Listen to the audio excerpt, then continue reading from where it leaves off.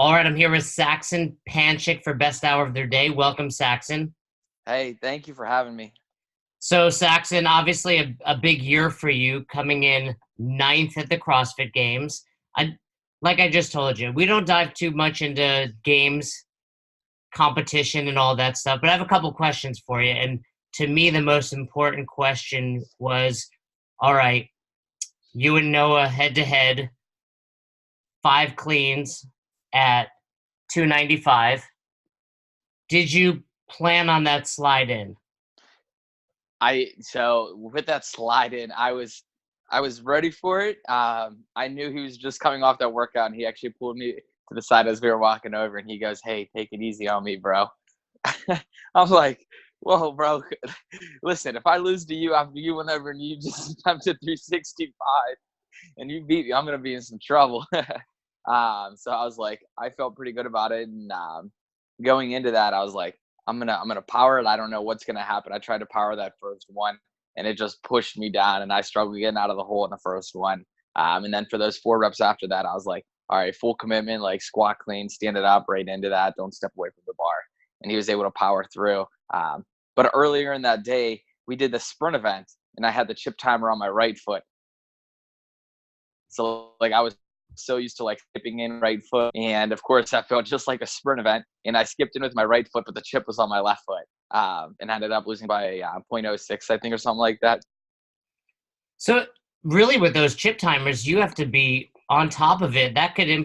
impact how you finish an event, not just in time, but in your preparation. Like Noah clearly knew which foot to slide, Yeah. or maybe he got lucky.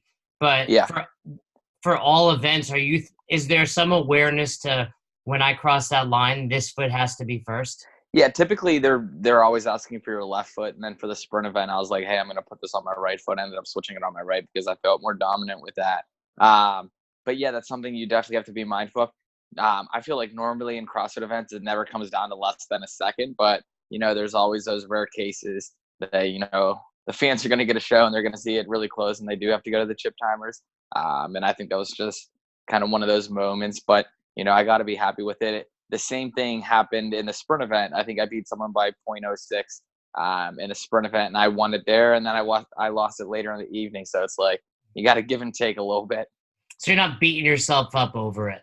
No, no, no. And what that was a moment that whenever we did cross the finish line, it wasn't like I beat you, or like whatever happens, like I'm here to beat you. It was like, no, like, we grabbed each other, we gave each other a hug, and it was like, just kind of embracing that moment of like, hey, like we did this, we're here competing, and kind of enjoying the process.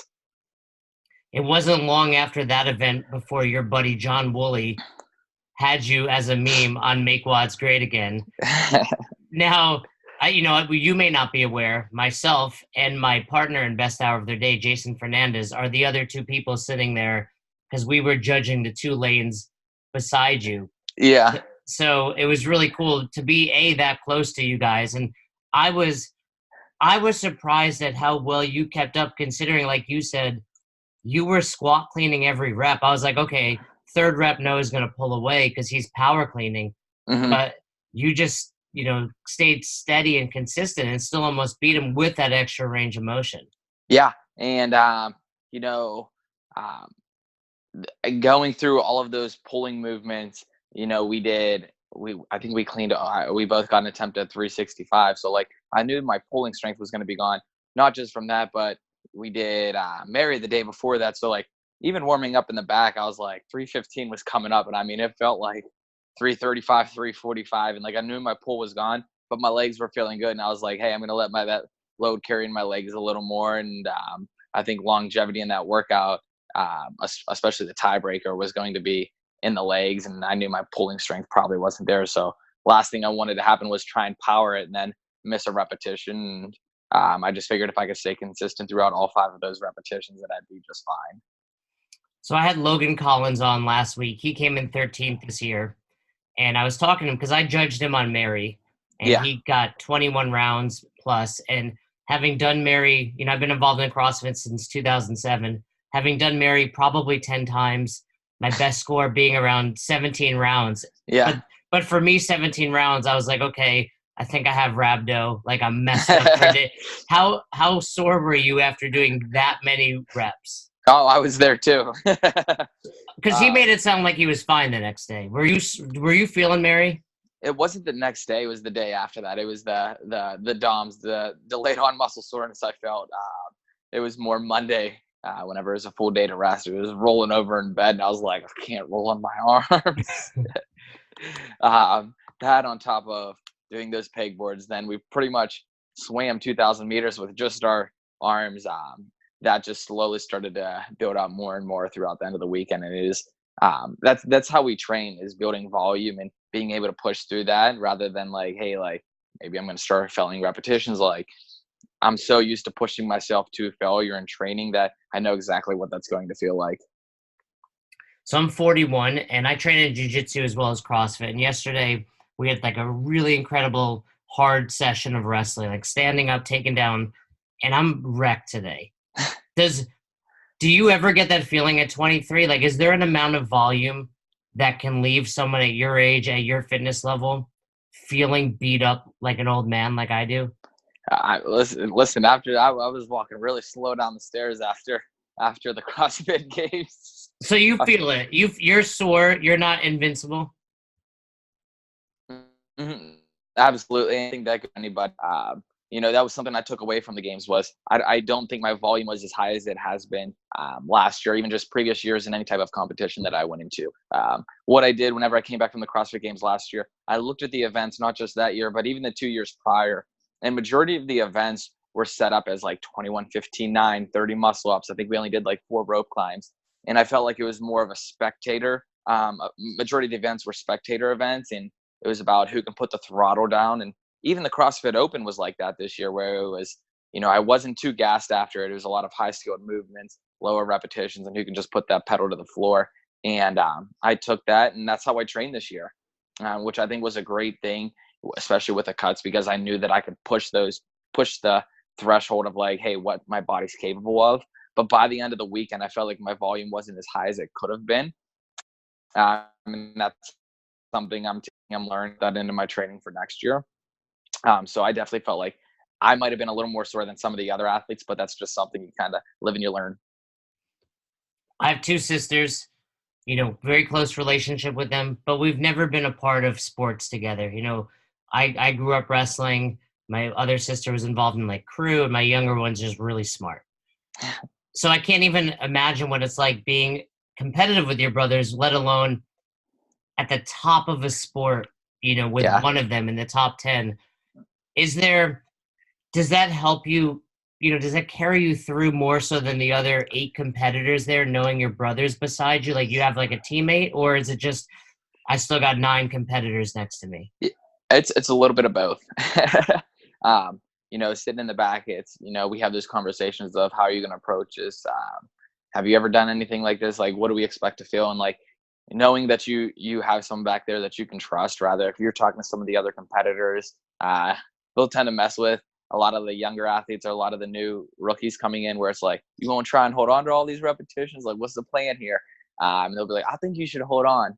And they'll kind of mess with it, and you can't really tell if they're like being serious or not. So like, I try and avoid having those conversations with those other athletes of like how they're going to approach a workout, because I've trained so differently than any of them. And if we all approach it the same way, like we're probably all going to get the same results. So like having Scott back there, it's someone I know that I can trust as, what this workout's going to feel like, how is he going to approach it, and how is it different than what I'm going to do. And then we can actually see, which one worked, which one didn't work, and take that back to your training and you fix it. So give me who's the worst back there at kind of like trying to get in your head, and outside of your brother, who's the nicest? Who do you trust the most outside of Scott? Um, I would probably say if I were to talk to anyone else about approaching a workout, it'd probably be Ben Smith. Again, I would look at him like a brother too. He's very relatable because he has Alec and he has Dane, and he kind of knows what it's like having younger brothers. And I see him and Scott take a lot of the younger athletes under their wing as like, hey, like this is what you can expect, and kind of making them feel more comfortable back there rather than like outcast.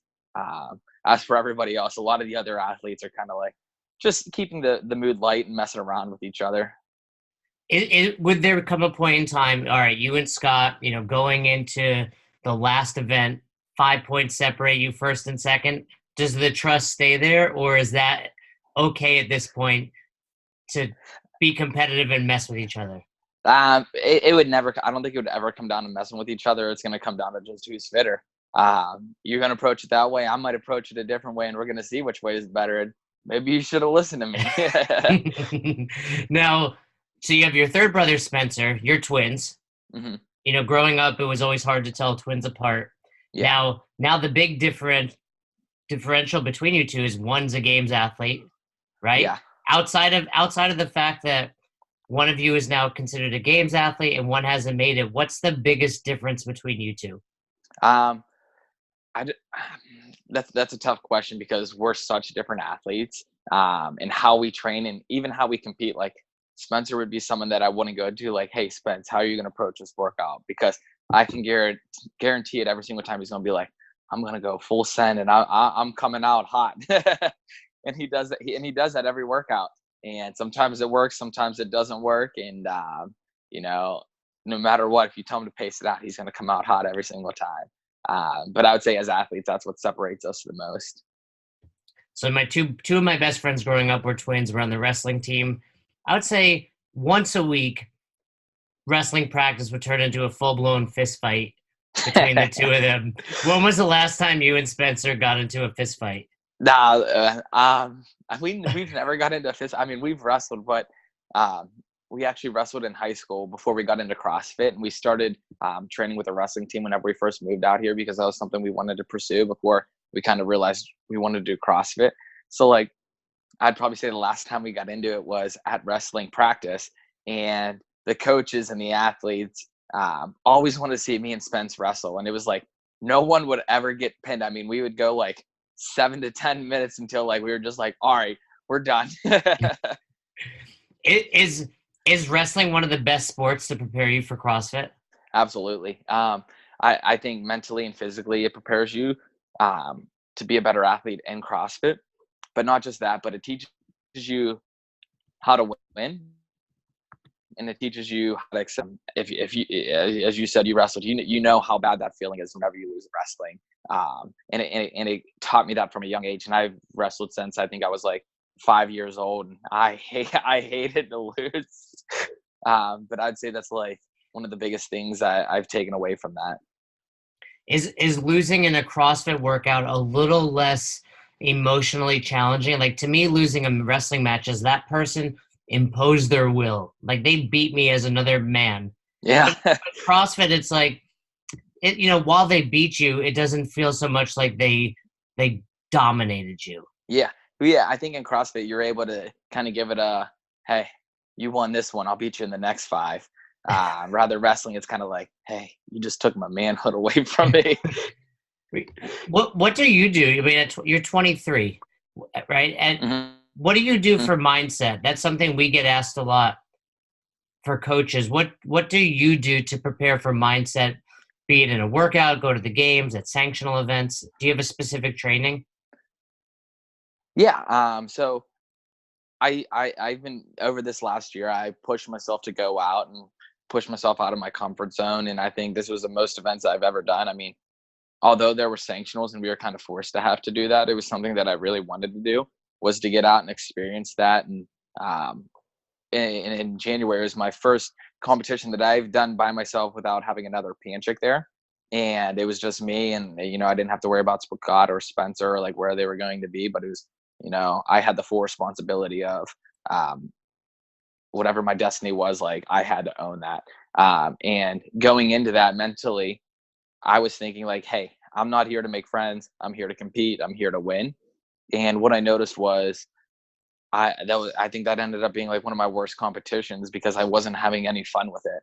I felt miserable. Like the workouts were really cool, and like if I would do them now, I'd be like, oh, these workouts are fun. These are amazing. Like they created such a good show. But instead of that, I went in there with the blinders on, and I was just like, get down, get dirty, let's get to work. And that's not what CrossFit's about. And at the games this year, I was trying to soak up every minute, and ever since then, I was like, I need to make sure like at some point throughout that workout, take a moment, look around, and just smile and embrace what you're doing. And I've taken that into every single event since Miami. And I think mentally, that's the biggest thing that I've changed. And I think that's what allows me to keep things fresh in the sport. Yeah, that's got to be challenging to you work so hard and it's probably not very enjoyable when you're in the middle of a workout. It's just a lot of suffering. So Yeah. finding those brief spots of this is what it's all about. What I mean, it seems to me at least all of the competitors were super grateful for the fans this year. Hmm. And I was judging. I think it was Will who was pulled up with like a hamstring injury Yeah. during the split dumbbell workout. Yeah. And Noah came beside him and he said, "Do it for the people." Meanwhile, Will's like, "My hamstring's torn," but he's doing his best effort to still give something out to the people. Yeah. Okay, so you own Cliffside with your brother Spencer. Hmm. I was looking at your site, and you mentioned you got involved in CrossFit after a hiking accident almost 10 years ago. Correct. Yeah. And I'll just go into a little bit with that. I'm sure that was probably the next question. Yeah. That kind of set the foundation of how we got into CrossFit, not just Spencer and I, but our entire family. We were about 10 years old, and we were in a park with about 5 of our friends. And one of the girls we were with, the path ended up giving way, and she fell off a 75-foot cliff. And I decided to try and go down and help her, and I ended up slipping. And then Spence tried to go another way. He ended up falling off a 100-foot cliff, and we were all sitting on this ledge, and we ended up getting airlifted out of there and taken to the hospital. But after that, like we were into wrestling, football, soccer, baseball. Like we were playing pretty much any sport that we could. And with our head injuries from that accident, our doctors prevented us from playing any type of contact sports. So we were stuck out, like not able to move for a good 6 months. Over that summer, we needed to kind of slowly get back into some physical activity. And my dad was actually doing CrossFit at the local YMCA. And he actually found a gym near us, and he piled our whole family up in a car, and we ended up going down to CrossFit Pittsburgh. And, that's kind of where everything started. So, first of all, you're only 13 at that time, right? Yeah. And I mean, that must have been a traumatic experience. Hmm. And I mean, and it was escalated because you and your brother were pretty heroic then, trying to save your friend. Yeah. So kudos to you for that. And then your father finds CrossFit. Is that before Scott? Was that the same time that Scott found it as well? Yeah. So he was actually there. And like I said, he was with us whenever we would go down there. And this was before we knew anything about, like, you could even compete in CrossFit. We've never heard of the CrossFit Games and any of that. I think this was 2010, 9 or 10. And this was before we ever heard any of that. And Scott ended up finishing college, and he moved out to Menor for a teaching job and a coaching job.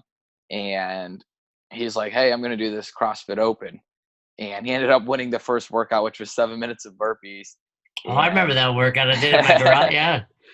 and he's like, "Hey, I qualified for regionals." And we were like, "Okay, cool. We'll come watch." And we got to watch. I think it was like Rich, Dan, Graham Holmberg, and all these guys compete with Scott. And whenever I was first watching there, I was like, "Scott, you better qualify. I want a vacation to California." And he ended up qualifying for the CrossFit Games, and we ended up flying out to California and watching him compete. And after watching that year, I was like, I want to do this. But meanwhile, did you guys think like this is a big deal, or was it like, hey, he's good at this exercise thing? I had no idea even what it was. And then it was after the games I came back and I started watching all these YouTube videos with Rich and Jason, and they were kind of talking about CrossFit. And I was like, these guys, I think I was like 10 or 12, 10, 11, 12-ish, something like that. I was like, these guys look like Greek gods. I was like, I want to look like that. And ended up coming back. I was like, I'm going to do this. And do you remember the first CrossFit workout you did? Do you remember the first workout that your father, he brings you to the Y or CrossFit Pittsburgh? Do you remember your first workout? I do. It was Fight Gone Bad. So your father doesn't like you? Is that the deal? He made you do Fight Gone? No, it was actually they programmed it at CrossFit Pittsburgh, and that was the first workout we went in, and they just stuck it to us. How fast or how long did it take you to be fitter than your father? He kicked my butt. He kicked my butt, especially on the rower, until I was about 16. And like he just embraced it, and he would like wouldn't even let us try and win. I mean, he would just like full on just crush us. Do you remember that point in time where you I mean Scott's probably pretty fast, he's at that age, but you're, a teenager. Do you remember when you were like, Dad, I'm better than you now? Um, yeah, it was whenever I could beat him on a rower. That was it. That was the That was, moment where you're like, it's over. yeah, because it was always that, and I was like, if I can beat him on the rower, then I can beat him in anything. Does your dad make an effort to qualify for the Masters?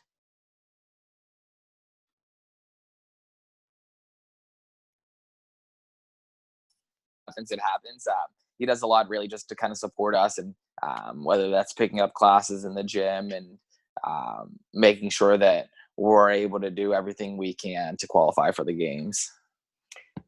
Speaking of, so let's talk a little bit about the gym. Couple questions I have. You guys are both listed as level 1 trainers. Yes. Why haven't you taken your level 2? I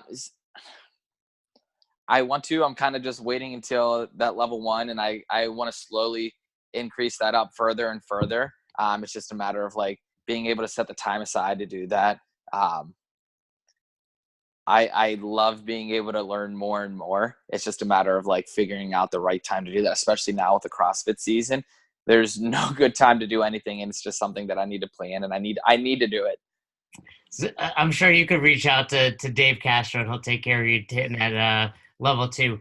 Now, but that's an interesting point. You used to have some time off when it came to the season. The Open would kind of be the kickoff, and now there's sanctionals, Wodapalooza qualifiers happening this week, I believe. How does that impact you as a box owner?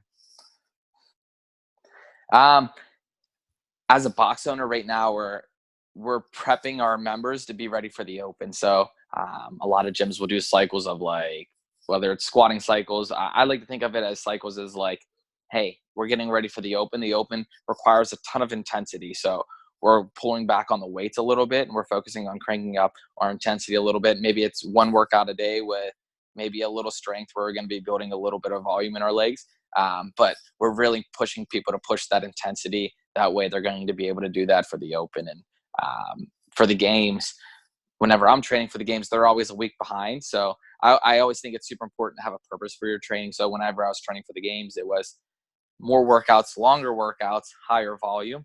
And I'm always trying to constantly vary how they're training and the workouts that they're doing. That way it's never predictable, and we're testing all of those metabolic pathways and just trying to create as much variety as we can.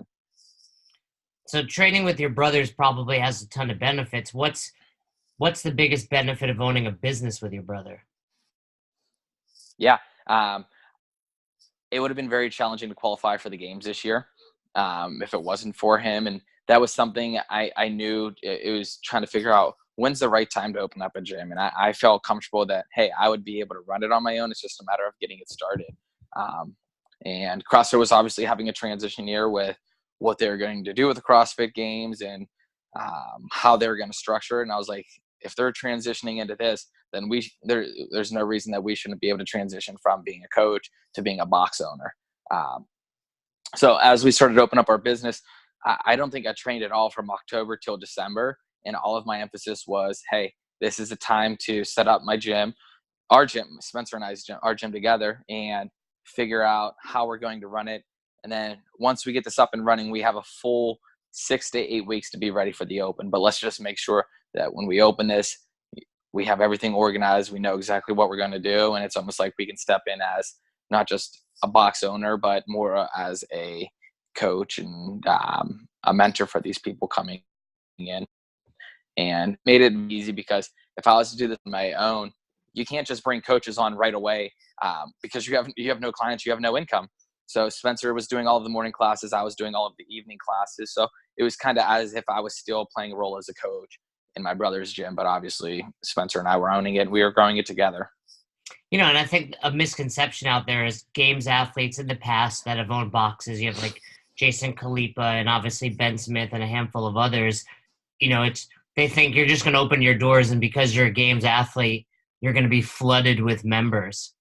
I Yeah. assume you still have the same challenges of any box owner, and maybe you have a little more credibility because you can say, hey, by the way, he's one of the, he's the 9th best at this in the world.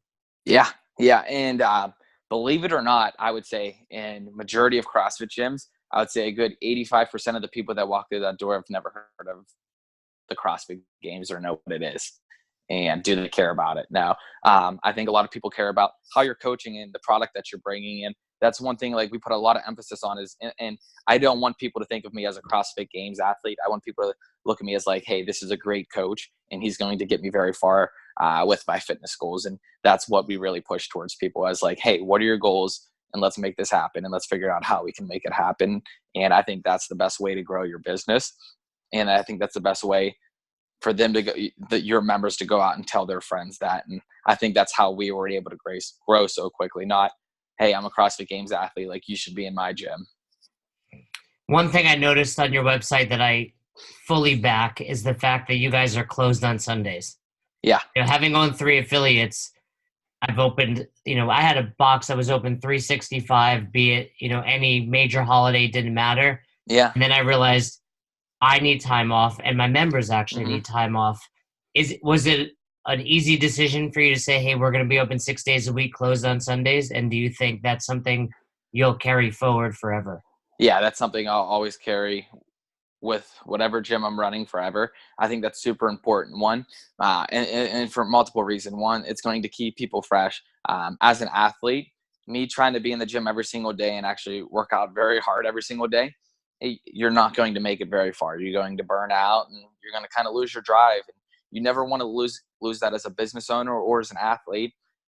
And that's not just for me, but for anyone that's walking in the door. And by me being able to do that, I'm taking care of these people and I'm going to keep their drive in there. And that's almost going to force them to appreciate the time that they are in there. And with the workouts that I'm having these people do that I'm programming, they're not going to want to be in there any other days than those 5 days. Most people are Monday, Tuesday, Wednesday. We do an open gym where people can make stuff up, or I'll work with some people individually in there. And then we'll go Friday, Saturday. Saturdays, we typically do team workouts where it's something fun. And then Sundays we'll go off, and like most of the time by Thursday and Saturday, people are wrecked and they're like, hey, I don't want it anymore. Yeah, please close. Because if you're open, they will feel guilty for not coming in. So it's almost like you're doing them a favor. Yeah, exactly. And I think the more you give people time in there, I think the more that they want to do. And that's just from me always being in the gym all my life. It's like, it's very easy for me to just jump up on the rings after, doing 100 pull-ups.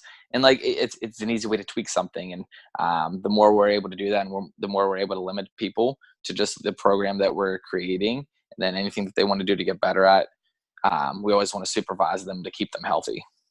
What's one thing the average athlete, we get thousands of downloads on this podcast, and most of them are just your standard go to the box people. What's one thing they can do starting immediately that will get them better at CrossFit? Yeah. You look at the CrossFit pyramid. It starts with nutrition. Nutrition is super important. That alone, and I see it with a lot of people that come in, and I'm just like, hey, cut any type of pop or soda out and just see what happens. I've seen a guy just lose 20 pounds by just cutting soda out, and by just fixing that first, you're able to see, hey, if I can clean my nutrition up, now imagine if I add some physical activity to that, like what's going to happen. And it just works its way all the way up that pyramid. How many calories would you say you consumed on average during the CrossFit Games? Not enough. I felt like I was on a liquid diet. That was something that I realized that I need to change after this year. Was I was doing a lot of shakes. I was doing a lot of kind of carb, like oatmeal packets and dried fruit, and I was not eating enough. And I think if you look at my performance, you could see that over the weekend. And this is stuff I need to admit. I need to look at it and I need to fix it. So as soon as I came back, I talked to my nutrition coach. I was like, hey, this is what I felt. This is what happened, and we're adjusting it already. But you could see that without me eating over those days, by the end of the weekend, I had no energy. I had no drive for those last 2 to 3 events. And, never before have I ever had to do doubles and singles on muscle ups, but I was put in that situation. So obviously my muscles were breaking down and I wasn't recovering. And I think a lot of that was because of the food. You got to hit that short stack up, in Madison, get some pancakes every morning before I you head I out there. know. I was getting some ice cream. That was my go-to. I will say, we sat next to you guys before every briefing, and Matt Frazier was eating like a burrito every time. He was the only one eating. And I don't know Yeah. if Hmm. that's, obviously there's more to it than just having a burrito. Like, that's not my, advice for people to eat a burrito. But Yeah. clearly he figured out a way to eat and stay satisfied. And I think he talked about. I've heard multiple interviews with him after the 1 year, and it was the year that I think he lost to Ben Smith, and he was like, "You can't outrun a bad diet." And if he would have won that year, he made it thought it was okay to keep that, and he might not have won as many times as he has. So he came back and he adjusted that, and I think any games athlete over that weekend learned something, and they're bringing it back and they're adjusting it to come back even stronger. And that's when you see those athletes increase their performance every year. And to be able to consistently come back and improve is pretty awesome that they're seeing those things that can be changed. So I've owned 3 affiliates in the past, one of which was by myself. 2 of them were with partners. And I learned, hey, you can get into some pretty bad arguments with your partners. What's something you and Spencer do well to prevent those arguments from happening? Can you say that one more time? You broke out on that one. What is one thing you and Spencer do well to prevent arguments about anything box related from escalating? Yeah. We had that conversation before we even opened up the gym. As whatever we feel that could change in the gym, we sit down and we have a conversation about it. And so let's just create an example as like, hey, I want to create an Olympic lifting class, and we want to do it 3 days a week. And I might not agree with that. So like what we do is, hey, you write down what you think it could do to benefit the gym and what you think could go wrong with it. And same thing with me. What can it do to benefit it? And what do I think could be the downfall with that? And then we kind of collaborate on that. We come up with something in between that we think would benefit the business. So talk it out, basically. Yeah, exactly. And having that open communication rather than being like, no, we need to do this and this is it. We try and avoid any types of that confrontation. All right, I have one more question, then a couple rapid fire, and we'll wrap it up. Yeah. You're 23, recently engaged. Congratulations. Thank you. What is the one thing you are most looking forward to in married life? Well, I officially have my soulmate, and I don't have to go out and try and find that, and I can put that time towards training a little bit. So you're saying the Saxon we've seen has been pursuing women. Now this, imagine 9th place in the world. Now with all this free time to train, who knows what's going to happen? Exactly. What a good reason to get married. I'm sure. Hopefully she shuts off before this point in the interview. But no, congratulations. Married for about 3 years now. It's amazing. So hopefully you will have the same, blessed life that I've had with my wife. But let me ask you a couple of rapid fire. When you think about CrossFit and success, who to you is the most successful person in CrossFit? As an athlete wise? Well, okay, you know what? I'll make it a little more specific. Rich or Matt? Rich. Oh, okay. All right, there we go. I've been watching him since I was 12. Who going off that, who in your mind is most likely to take down Frazier next year?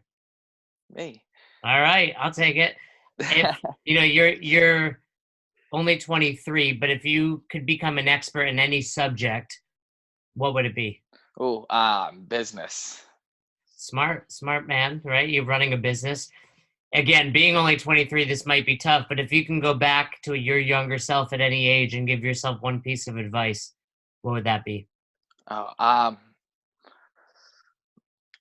It would be advice that I've taken, and it was probably when I was like 12 to like 15 is play as many sports as you can. And that goes to any teen athletes out there. I think it's super important that your body is constantly growing, and mine's still growing up to this point, and I'm 23. I'm still looked at as kind of like a young buck and boyish. But play as many sports as you can and be patient with your body. Don't push heavy weights, push more technique, and that's going to take you further than any type of heavy lifting will. I don't know if you follow any of the teenagers, but do you see any of them and think, wow, this kid's really looking good and promising and gonna carry over to the adult side? Yeah, it's funny because my roommate now, he's a coach at my gym. He was a teenage athlete in Shadle, and he was kind of put in that position. And I've seen him with a lot of injuries, and not saying it's from heavy lifting, but I've seen him come up since he was 15. He's now 19 now, and he has the goods to be really good at this, and it's just a matter of keeping him healthy. So I think he's someone to watch out for. You probably don't do this often, but if you're laying on the couch flipping through the channels, what movie would you pass by and think, okay, I have to watch this movie? Ah, yeah, I always got to white chicks. White Chicks. That's what it's. All right. I love that movie. Like Damon Wayans. Is that Damon Wayans? Yep. Yeah. Yep. Yeah. All right. Last question. It's the dance in that. Last question, Saxon.